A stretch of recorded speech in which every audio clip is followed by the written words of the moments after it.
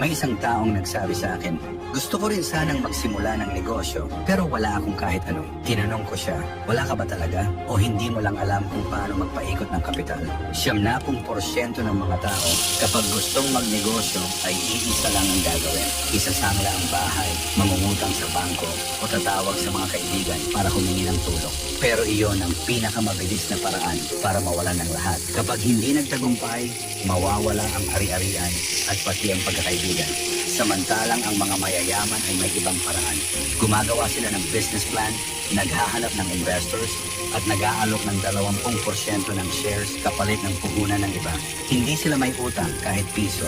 Kapag kumikita ang proyekto, hatian sa kita. Kapag nalugi, ang investor ang talo, pero sila ay may sweldo pa rin bilang CEO sa loob ng ilang taon. Kung mabigo, maglulunsad ulit ng panibagong proyekto.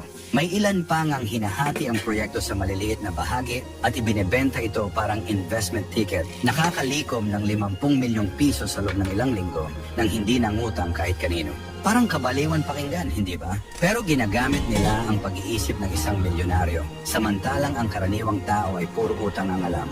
Naisip mo na ba kung bakit may mga taong halos walang ginagawa pero maginhawa ang buhay? Habang ang iba ay araw-gabi nagtatrabaho pero walang naitatabi kahit piso? Hindi dahil mas matalino sila, kundi dahil iba ang paraan nila ng pag-iisip kaysa sa iyo.